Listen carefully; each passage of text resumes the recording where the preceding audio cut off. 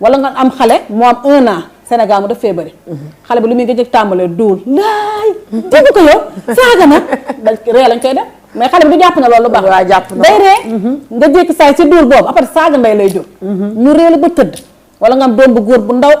fecc bu bees génn xale bi di ko fecc après xoolal affaire da lay def ree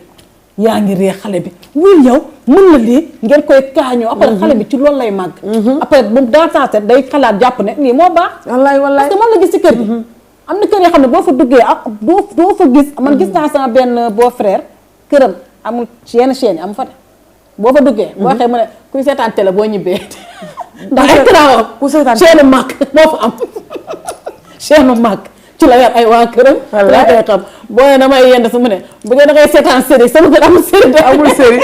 amul téléphone amul téléphone war na yàlla imagine yow loolu bu ñëpp farlu woon ci loolu même duma ne duñu seetaan série sax mais nga xool di ngay seetaan parce que yow xale bi ma am na benn série bu doon daw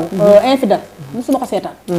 musuma seetaan série boobu ndax dama ne benn salon ngay am da ngay toog sa waa kër dañuy toog yow loo seetaan sa waa kër dañ ci seetaan dëgg la boo ko seetaan du ko seetaan ñu xale nag ñu bëri nag ñu parents yi dañuy rendre du ñu bàyyi xel seen doom yi yaa ngi toog concentré benn novelas yaa ngi ci suba ba ngoon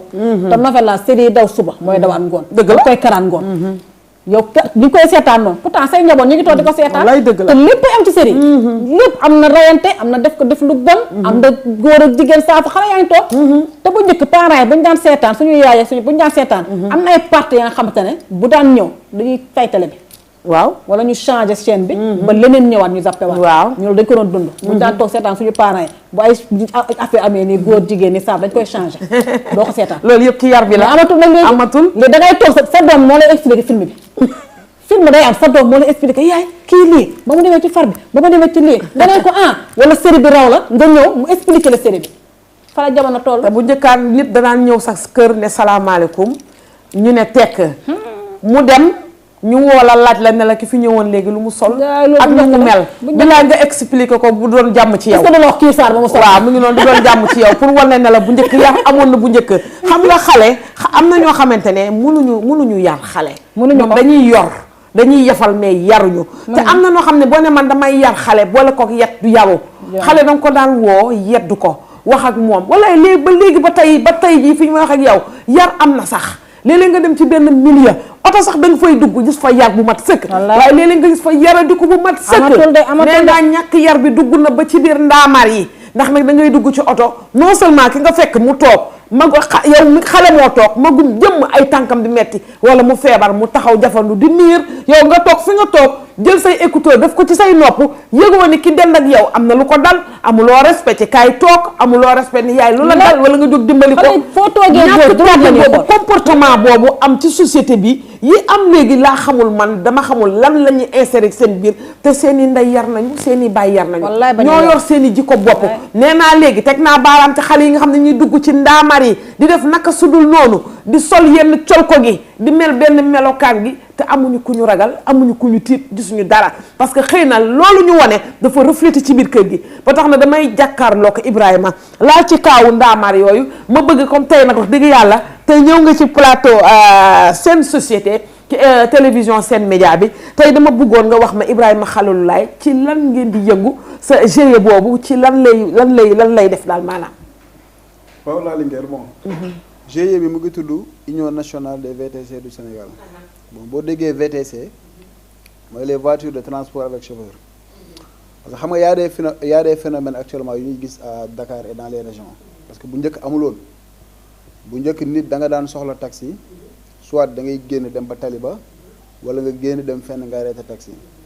boo xoolee pratiquement depuis plus de 3 ans depuis plus de 4 ans presque dafa am l'ère numérique maanaam la numérisation du transport moo tax am ay plateforme yoo xamante ni judd nañu que ça soit Yango di ngay dégg que ça soit Yassir que ça soit Itch que ça soit BKG léegi acteurs yi nga xamante ne ñooy évoluer ci secteur boobu ñoom la ñuy woowee les VTC bon ñun nag depuis loolu ñu ngi ci woon di ci évoluer bon et on rencontré des problèmes parce que xam naa problème majeur bi sax pour la régularisation après dinañ ci ñëw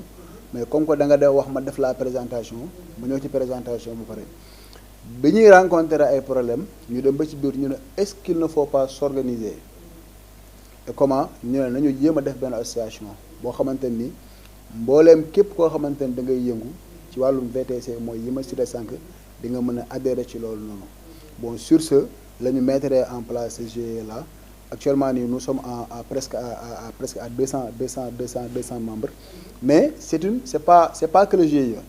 c'est un regroupement de chauffeurs la boo xamante ni GIE bi dafa nekk à l'intérieur donc de ce fait là képp koo xamante ni acteur nga du VTC parce que ñun notre seule préoccupation mooy que VTC bi jëm kanam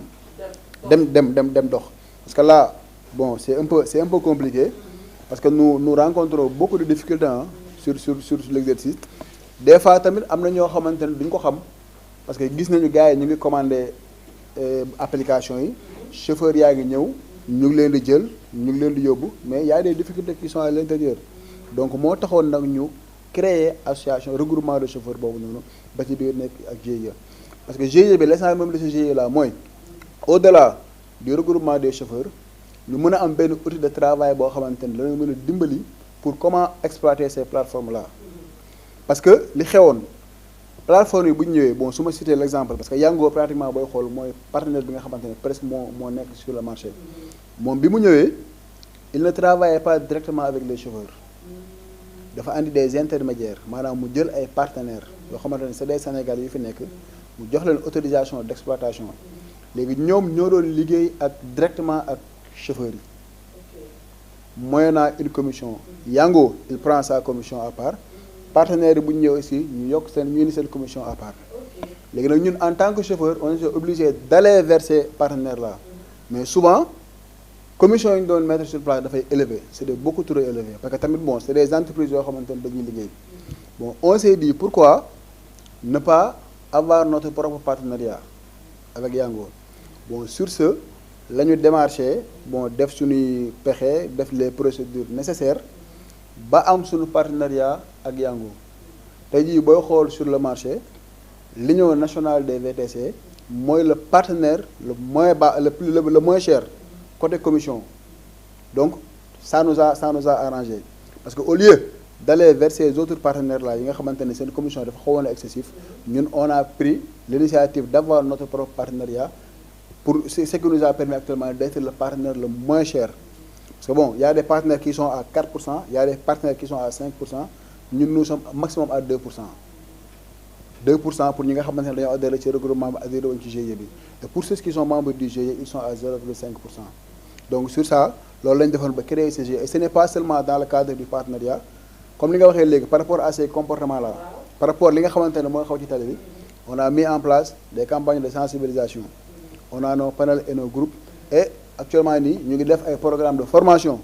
pour chauffeurs yi nga xamante ne tey jii ils sont dans ce regroupement là ñu jéem a def faire en sorte que ba yéen reproche yi nga xamante ne da ngeen koy def les chauffeurs wala ngeen koy def les ñi nga xam ne ñoo nekk tali bi ñu bañ cee bokk. ñu bañ cee bokk donc moo tax vraiment je lance un appel à tous les chauffeurs képp koo xamante ni daal vraiment tu es dans le secteur du VTC nga ñëw adhérer à ce regroupement là parce que même parce que ñun suñu objectif mooy lépp loo xamante ne dañ koy yittewoo ci suñu liggéey ñu gérer ko suñu bopp duñ ko dem di ko jël ci benn sous-traitant on a notre propre assurance on a notre propre partenariat actuellement nii on est en négociation avec yeneen ñi on est en train de mettre en place une prise en charge médicale IPM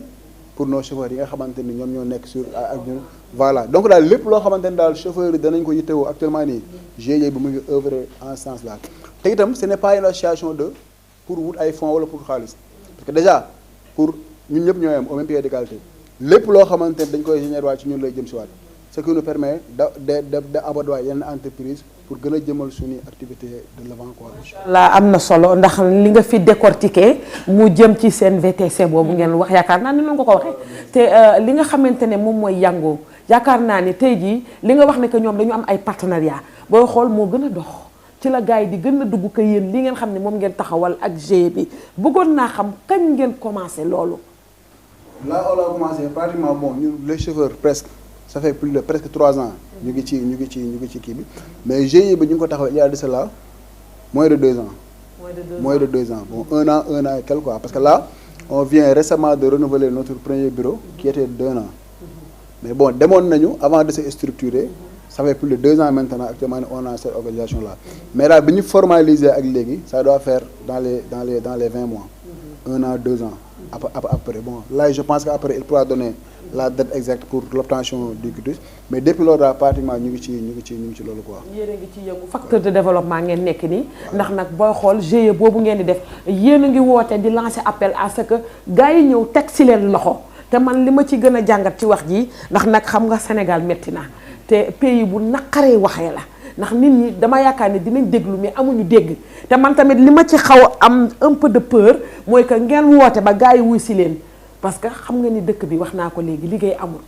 te am na ñoo xam ne mën nañu seen métier ci wàllum chauffeur si xam nañu nu ñuy conduire xam nañu naka la ñuy yoree seen genre véhicule yooyu man naka li ma ciy wax rek mooy dama leen di encourager waaye ngeen gën a tàllal loxo parce que am na jeunes yoo xam ne fi mu ne soxla nañ leen ku leen recruter ci loolu ngeen di wax ngeen lancer appel à ce que nit ñi dégg leen ngeen gën ci farlu ndax nag taux de chômage bi xaw a wàññeeku même bu mënul fort mu xaw a wàññeeku. voilà en parlant du taux de chômage parce que tey jii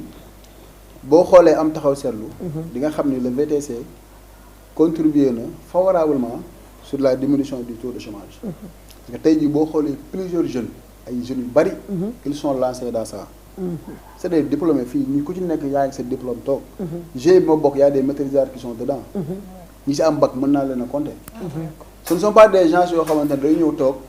di xaar pour état wala dara insérer leen fenn. y a un secteur d'activité qui est là. ñu ne ñoom nañ ci lancé wu. mais nag malheureusement à côté. bon y a l'état dafa mel daf ñoo xaw a seetaan. daf leen a xaw a seetaan daf ñoo seetaan xaw ñoo seetaan parce que daf ñoo seetaan. parce que tey jii quand on parle par exemple de Yango yéen ñi ñëpp da ngeen di jàpp ni Yango c'est légal dañ koy def. man nii loolu laa jàppoon. en toute transparence. alors ce n'est pas ça. ok Yango c'est légal vis-à-vis de certains chauffeurs. mais pour ñun ñi nga xamante ne tey jii ñu ngi ci nekk. on a des difficultés par rapport à sa réglementation. parce que tey jii loi Sénégal ni ñu ko tënkee. mooy que ni képp koo xamante ne da nga yor une voiture particulière. mënoo def lii de transport. mënoo ko def te ñun pour la plupart ay auto particulier lañu yor. te loi bi instant bi ni ñu ko tënkee nii. ñun mënuñoo am autorisation d'exercer sur l'application. léegi boo xoolee depuis lors on parle de réglementation et de régularisation. parce que actuellement nii c'est ça le véritable souci. parce que ñun ñii ñëpp di xëy bu ñu xëyee on a tous les problèmes du monde. parce que policiers yi fu ñu jàppee. bu ñu xamee ni dañuy def